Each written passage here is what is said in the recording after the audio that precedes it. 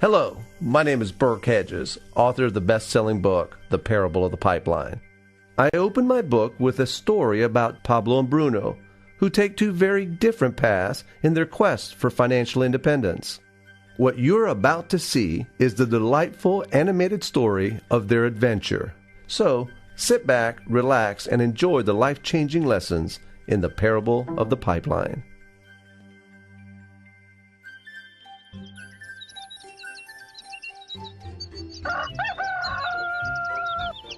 Far away, in a small village, near a beautiful valley, lived two friends, Pablo and Bruno.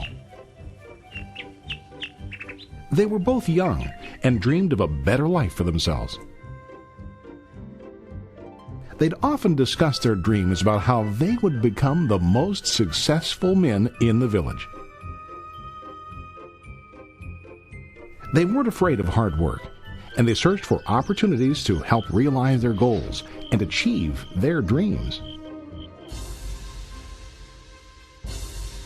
One day, an opportunity presented itself.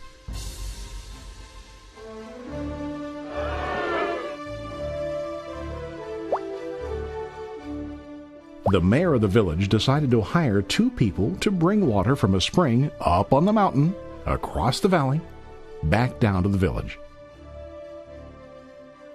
They were to be paid based on the amount of water delivered to the village. Bruno and Pablo enthusiastically got to work. Every day, from morning till evening, they carried buckets to and from the spring. They worked hard, carrying water to the village. In the evening, they'd return home with their day's wages.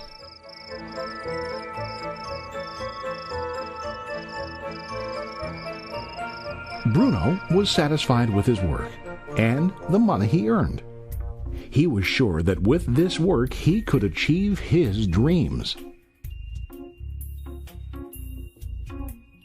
Bruno thought that to increase his wages he could use bigger buckets to bring more water each trip.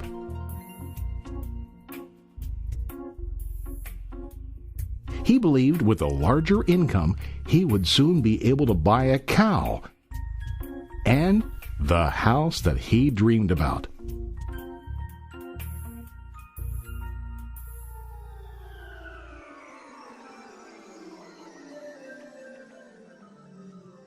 Now Pablo was not satisfied. At the end of the day, his back and hands ached, and he was exhausted. He was looking for an easier way to earn more. One day an idea occurred to Pablo. He imagined building a pipeline to deliver the water from the mountain spring to the village. With this pipeline, he could get more water to the village without carrying buckets back and forth from the spring to the village. Soon, he got very excited about his idea and began to plan. Pablo, of course, shared his idea with his friend Bruno and asked him to join with him to work on and help build the pipeline.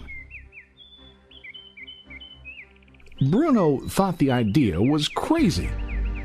All Bruno could think about was what his money could buy today and how to get it quicker. He felt that building a pipeline would slow him down and delay him in achieving his goals. Instead, Bruno got bigger buckets and went more often back and forth fetching water. He was sure that with this method, he could make more money. Pablo decided to build the pipeline on his own. He understood that it would not be easy to build, and it would take time to complete the pipeline. Pablo knew that it could take several years to finish, but he set his mind on his goal. Every day he worked and carried water like before. But on weekends and during his spare time, he worked hard to dig in the rocky soil and build his pipeline.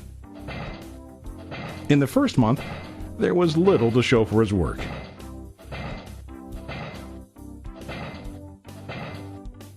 Bruno and the villagers laughed and teased him. They called him Pablo the Pipeline Man. During this time, Bruno's income doubled. He already bought a cow and a bigger house. His lifestyle changed. He now spent time after work in the bar, enjoying his hard-earned wages from delivering water.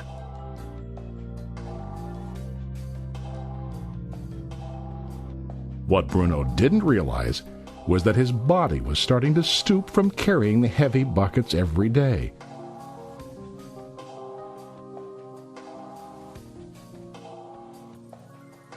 His face looked worn and his body tired. Soon, he began to carry less and less water due to the wear and tear on his body.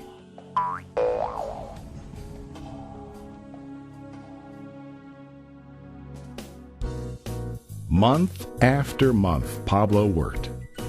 Soon a year passed, and then a second year. Finally, Pablo finished his pipeline. He now used his pipeline to deliver water to the village instead of carrying buckets. Pablo was now earning more money than ever before. The water continued flowing to the village, while Pablo wasn't working.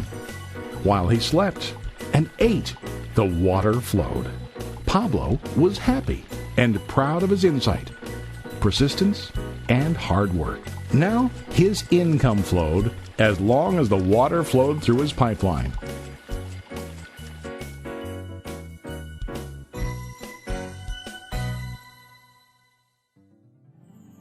The story of Bruno and Pablo is a reflection of life. Their jobs symbolize what most people do to earn money. Bruno gets his money using buckets. He goes back and forth, carrying his buckets from the spring to the village in exchange for money.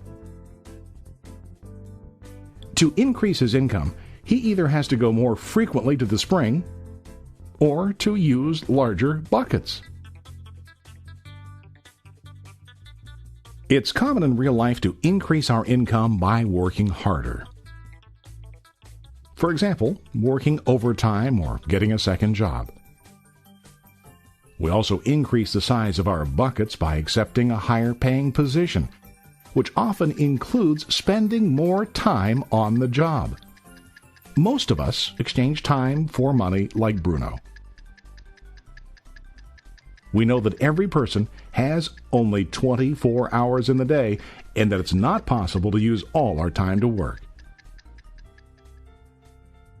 The most difficult time comes when we can no longer exchange time for money due to age, health, or other reasons. Then, our income stops. Now let's review what Pablo did. Very wisely, Pablo did not exchange all of his time for a limited income, but he used some of his time to build a pipeline. He knew that the pipeline would bring ongoing income as long as the water flowed. An ongoing income that multiplied the time he worked each day. Pablo knew that someday, maybe because of age or health, he would no longer be able to exchange his available time for money. Pablo knew that if he could make his idea of a pipeline work, then he only has to do the hard work of building the pipeline. After the pipeline was completed, Pablo was able to monitor and maintain the flow of water to ensure that his income will continue. Pablo has shown us that to earn an income, we don't always have to directly exchange time for money.